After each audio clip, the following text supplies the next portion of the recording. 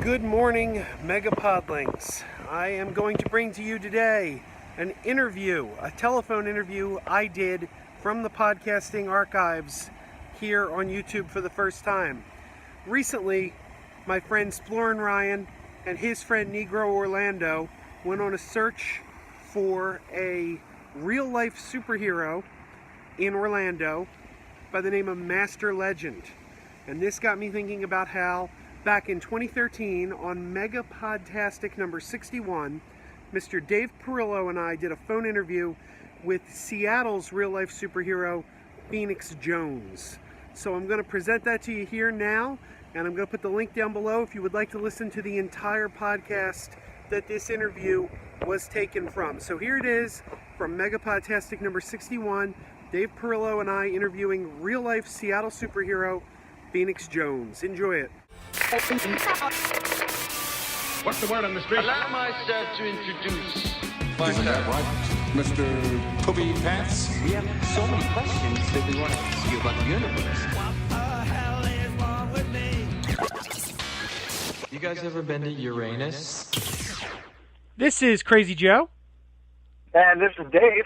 And we have a very special guest with us today. We spend a lot of time here on Megapodzilla talking about superheroes. You know, we spent a lot of time talking about the new Superman movie, and we talked about the Avengers last year, but we got a guy out there who's actually doing it. Phoenix Jones, you've probably heard about him. He's out of Seattle, and he actually fights crime. Welcome to the show, Phoenix. Hello, sir. Thank you very much for inviting me, man. This is a treat for us because I think I speak for Dave and I. We're superhero freaks. I think this is the dream of every kid who's ever picked up a comic book, and you're actually doing it. Please tell us how you got started. Well, right before I get to how I got started, man, it's a dream for me to come on a show like this because I don't have to start off the first thing with "You're crazy, right?" So I'm pretty excited to have a fan base of people who actually understand I'm not insane right off the gate. No, certainly not. I think it's pretty cool. When I first heard about you, my mind was blown, and I thought it was just pretty awesome that there's someone out there living the dream. What was really weird about living the dream, we'll call it, is that my whole life in a weird way led me to this choice. And it gave me the skills necessary to do it, which I think that a lot of people need to understand that don't go out and just decide to fight crime. Don't go put on a spandex suit and go out and try to fight crime. I mean, before I did that, I won state wrestling championships. Then I won, 5-time state champion in MMA. I did 3 different black belts in Taekwondo. I joined ROTC for a while. Then I got hooked up with a ballistics company that makes custom ballistics gear. Everything lined up to just where I ended up with a $10,000 bulletproof suit, an armada of awesome toys, and a fighting skill set. Most of the time, you just don't end up with that kind of, I'm going to call it random luck, Absolutely. So you are an MMA fighter, or you were previously? I was reading a little bit on your Wikipedia page. Yeah, I still do. I still train. Basically, my coach got mad at me. We fight like every 3 months, and I was 25-2 as an amateur, and then 4-0 as a pro. I had 5 amateur titles, and I was about to get a title shot as a pro, and I ended up getting stabbed. So I had to explain to my coach why I got stabbed, and he basically said, you got a choice. You can either fight MMA or you can fight crime, because you can't do both, because I'm not going to invest my time and money training you and then have you get stabbed before important fights. So I said, okay, well, I guess I'll go fight crime.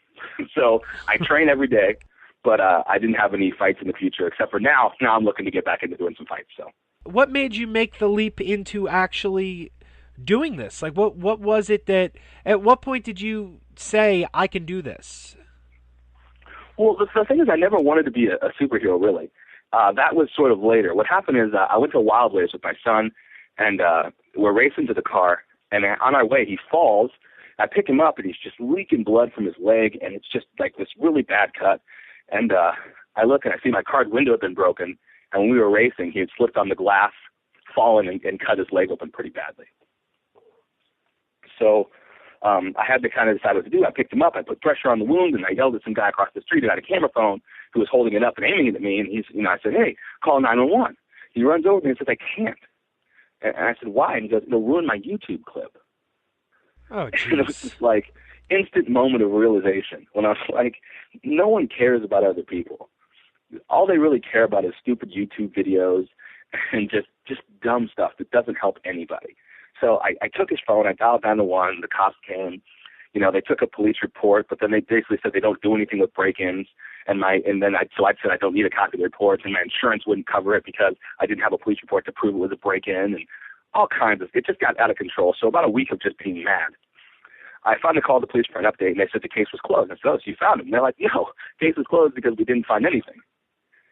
And I thought, that's kind of dumb. So I thought, what am I going to do about it? So I went back to this parking lot, and I waited in the parking lot for, I don't know, a couple days, different days, the weekend. And how he had broken my window at the car is he put a rock inside a ski mask and thrown it through the window of the car. So I had this ski mask that this robber had left and just general anger, and I waited in this car. And finally, about 3 days in, I caught the guy breaking into a car down there. And I got out and I chased him into the woods, and we got into a fist fight, and I won, ended up handcuffing him to a tree, and, had a long talking to him about how crime was probably not the best thing for him, stole his wallet, bought a whole bunch of cheeseburgers for homeless people, gave them out all over downtown, and then mailed his wallet to the police station. And that was sort of the beginning. Now, aren't you afraid when you do something like that the police would react as seeing you being a vigilante, and they might frown upon that? You're taking the law into your own hands. Well, originally I was a vigilante. Now I'm definitely not. But, originally I didn't – my motivation originally was so different than it is now. Because I didn't think about inspiring people originally or being a role model of any kind. What I thought about was, this guy hurt my family and he was going to get it. And I didn't have any intention of calling the police on that call. And I figured, what kind of self-respecting criminal is going to call the police? So I figured we'd have this little pact. Plus the fact that I took his wallet and told him I knew where he lived because I had his identification in it, Right. So I figured that was probably some pretty good karma there. He wasn't going to come back to me.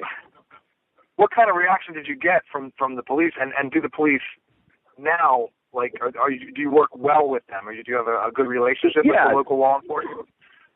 Well, now, skipping forward a little bit, that was a long time ago. We're talking 3.5 years ago for that. That incident never got reported. I didn't report it. He didn't report it. And the wallet got mailed to the police. So, it was kind of, that was just that. After that, there was a few more incidences where I went out and did things like that. But there's a certain point where I'm at my house. I'm getting ready to go to work. And I lived about 2 houses down from my work. And all of a sudden, these cop cars come in and just pull into my driveway. The cop comes in, knocks on the door, and I just sit outside my driveway. And I'm like, I'm not going in there because I'm not trying to get arrested. There's 3 different cop cars, and they banging on my mom's. My mom lives next door, banging on my mom's door, and she finally opens and tells him I'll be back later. So I come in, and this guy left a card, and I opened it, and I looked, and it said, Detective Craig, Robbery Homicide Division of Seattle Police Department. And I kind of took a deep breath, and I drove to the police station, and I got out, and I walked in and checked myself in, and they said they'd been waiting for me, and they took me to an interrogation room. I sat down, and he looked at me, and he goes, let's just get right to tax. Let's get right to the conversation here. What do you think a vigilante is? And at that moment, I knew the jig was kind of up, What point did you go from that to actually creating the Phoenix Jones persona and putting on the costume? Well, that exact day, because I got there, and they basically said, hey, you're being investigated in all these assaults, but they're all drug dealers and criminals, and no one wants to press charges, but we know it's you, and if we catch you in the act, we're going to press charges against you, so you need to quit. And I said, I'm done. Yeah, I quit. And they're like, yeah, you quit. And I said, oh, okay, it's over, So I kind of just left it alone. And then after that, I was outside a nightclub, and a friend of mine had got hit in the face with a stick. He was bleeding across his entire face, and I ran to my car to get my cell phone out of the car. And when I did, I saw the mask, the robbery mask, from the break-in. I said, you know what? I got an idea. I'm going to do this the right way. So I threw this mask on. I chased this dude. He ran down the street. I tackled him. Police pulled in, guns drawn. And I basically stood up and said, hey, that's the bad guy. And they arrested him. And they took my witness statement. And because I had other witnesses, they didn't need to put my actual name because they can retract your name from statements if you're a witness. So they retracted my name and wrote whatever name they asked me, what do you want to be called? I said, I want to be Phoenix Jones. And the next day it said, masked superhero Felix Jones fights crime.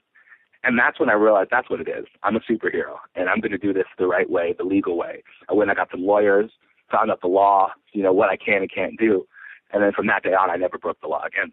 All right. Now that you bring up the law and learning what the law is, I think that's a perfect segue. I need to ask you about we've all seen this clip that went viral of you in the fist fight with the police officer standing by, and it seems very interesting because apparently the law on the books in Seattle is 2 people are allowed to have a fist fight as long as both parties consent to it.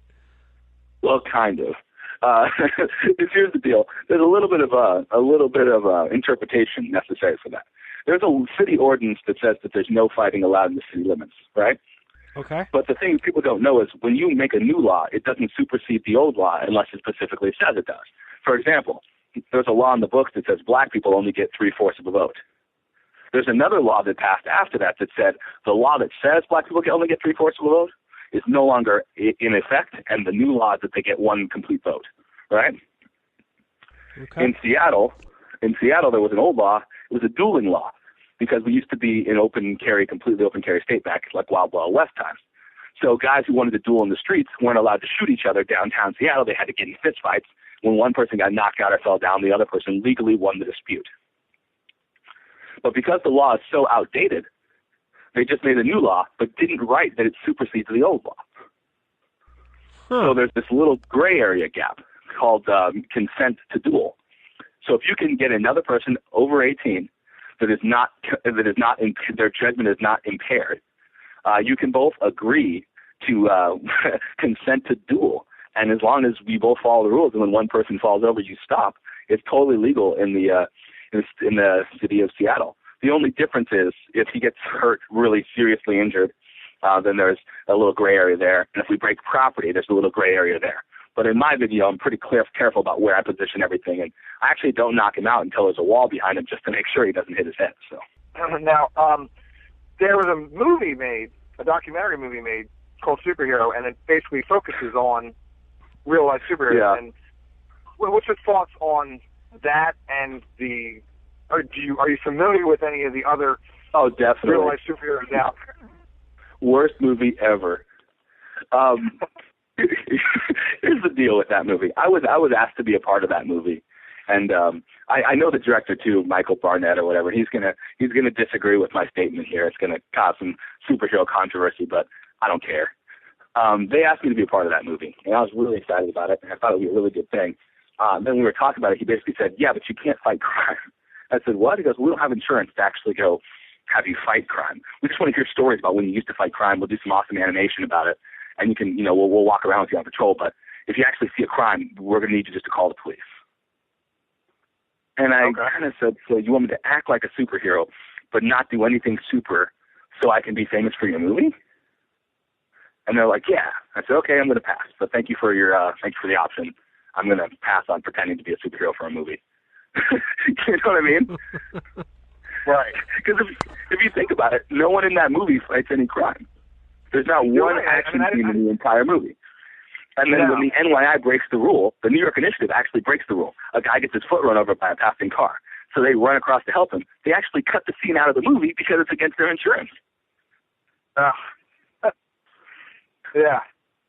So I just couldn't be a part of that, And the other thing is that the Rain City superhero movement is the most effective crime-fighting movement in the world. Most effective superhero crime-fighting movement in the world. We have over 250 provable arrests. We all carry background checks. We all have first aid, bloodborne pathogen, CPR. We all have concealed weapons permits, even though we don't carry concealed weapons. And we've all taken various courses offered by the police department in de-escalation and offered by the state of Washington. So we all easily have all the accreditations that's necessary to fight crime. We also do a background check on everybody, and everybody on the team gets thoroughly vetted through a rookie program. So by the time you come up to being an actual superhero, you have a lot of credential behind you, and we all carry bulletproof vests.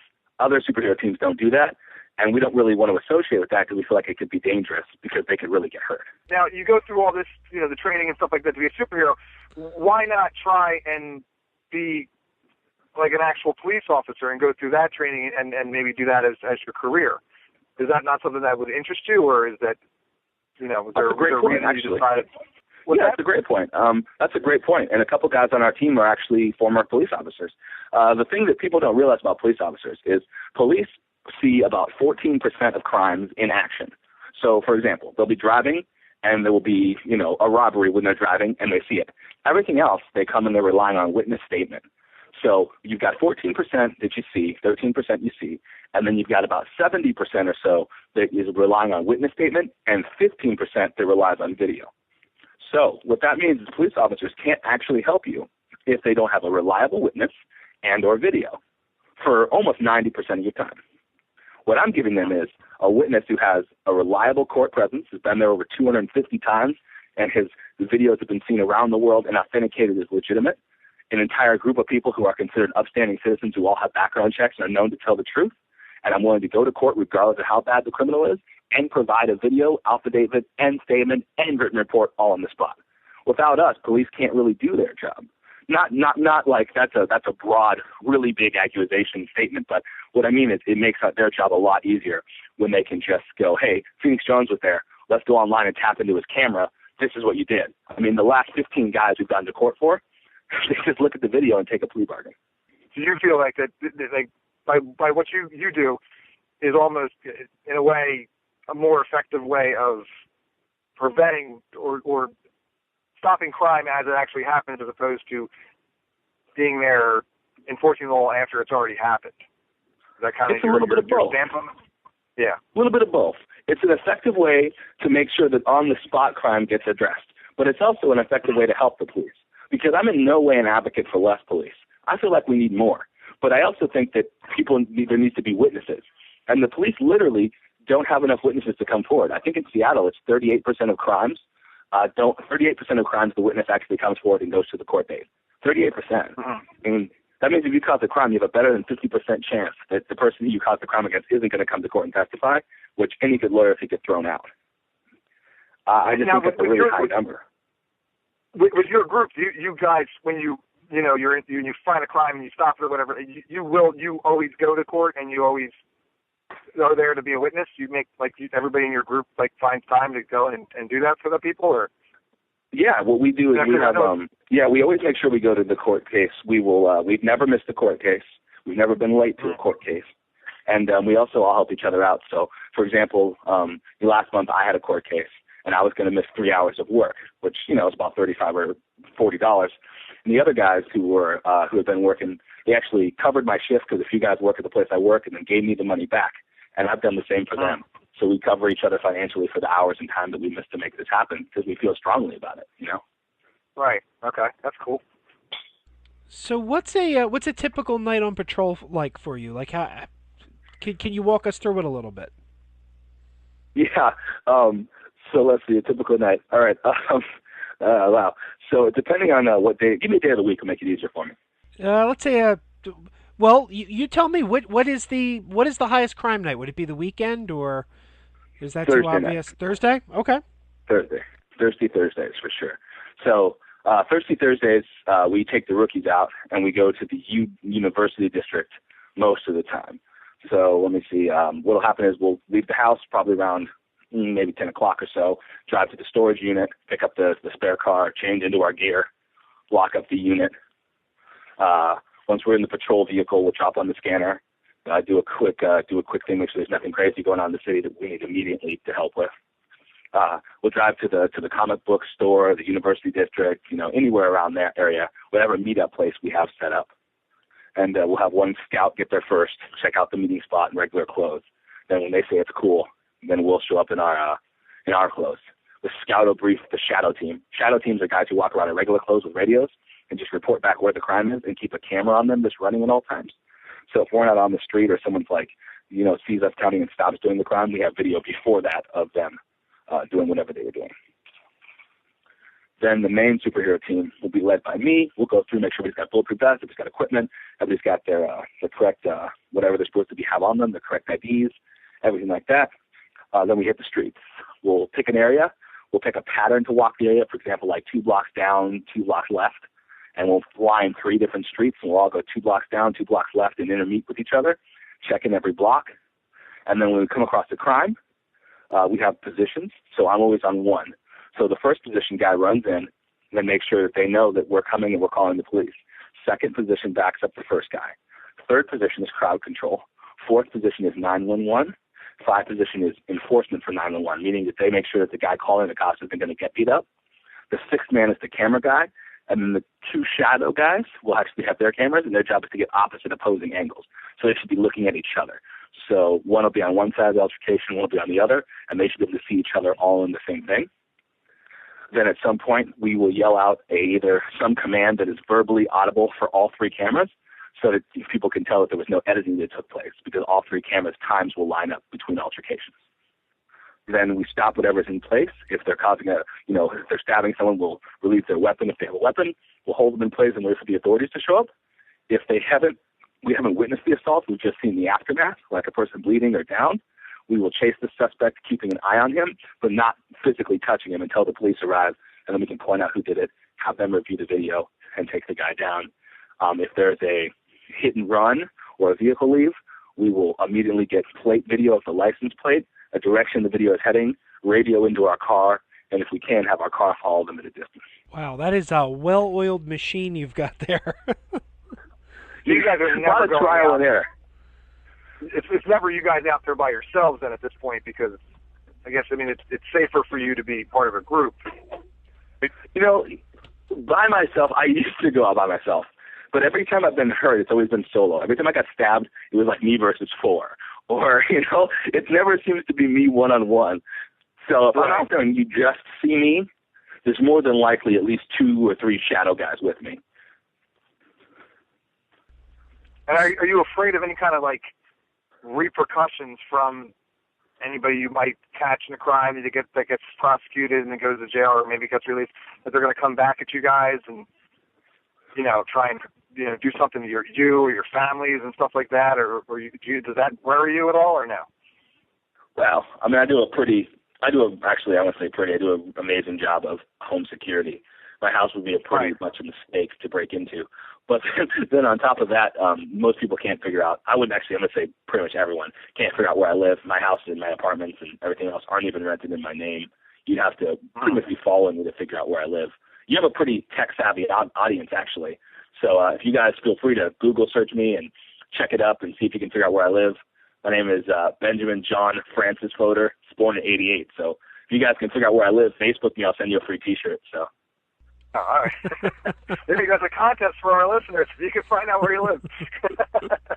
Yeah. Facebook me, I'll send you a free T-shirt. I'm going to unfortunately have to move. So.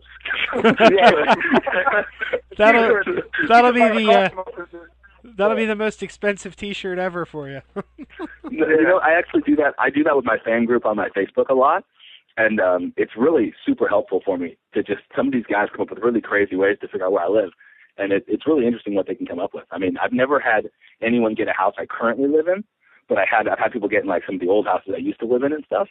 So it's pretty interesting, and I really appreciate people who are doing that checkup for me and aren't trying to actually kill me. So.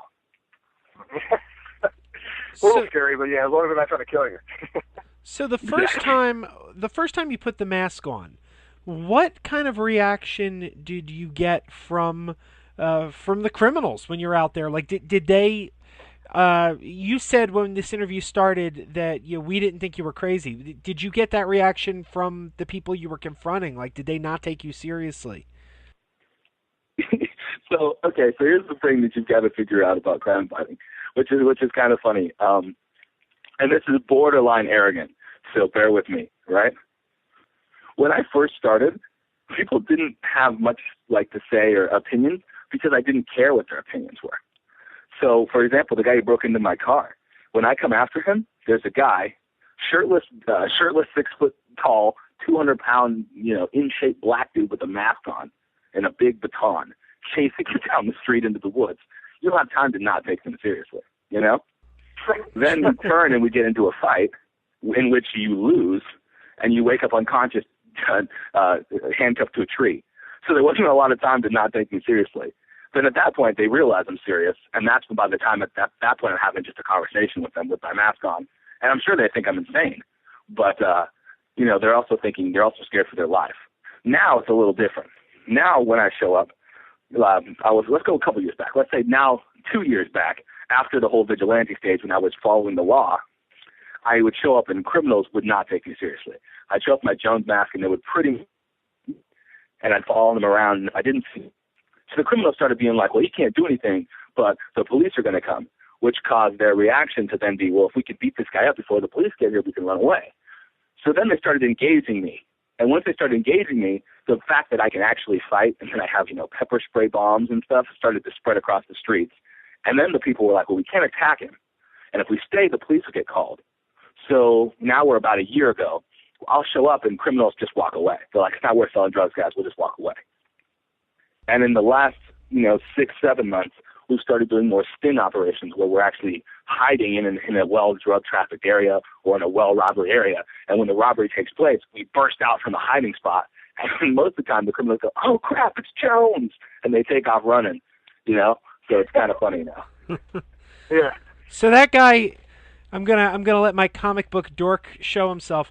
That guy who broke into your car is basically your very own Joe Chill. Yeah. Exactly. Yeah.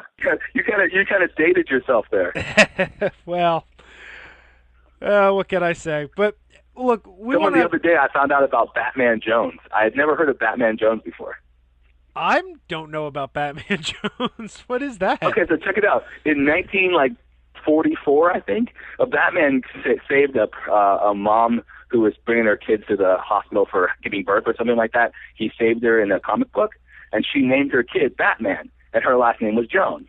That kid grew up to be the #1 Batman fan and went out and actually started responding to bat symbols dressed as Batman. He did it for about 6 or 7 episodes, and he was known as Batman Jones, the ultimate fanboy.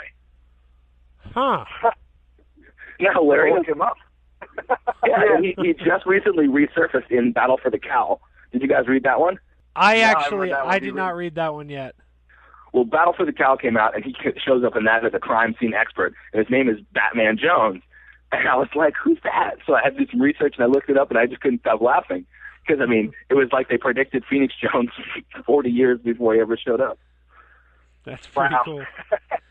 Well, Phoenix, I want to thank you for taking the time to talk to us. We appreciate it. Before we let you go, let me ask you this. Is there anything our listeners can do to, we're based out of Philadelphia, but we have listeners all over the world. Is there anything our listeners could do to support the Rain City superhero movement? Like you mentioned your T-shirts. If we buy a T-shirt or something, does that go into helping fund your operations or anything? Yeah, it totally does.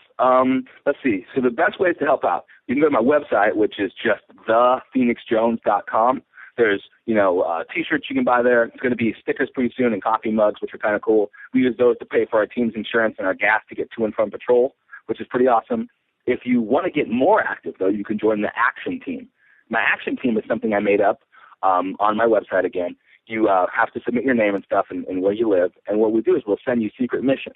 For example, in February, we're doing a blood drive. So there's a special day at a special time. We're all going to go do a blood drive. We're going to try to get 200 full donations of blood, around the United States sent in to help people who need the blood.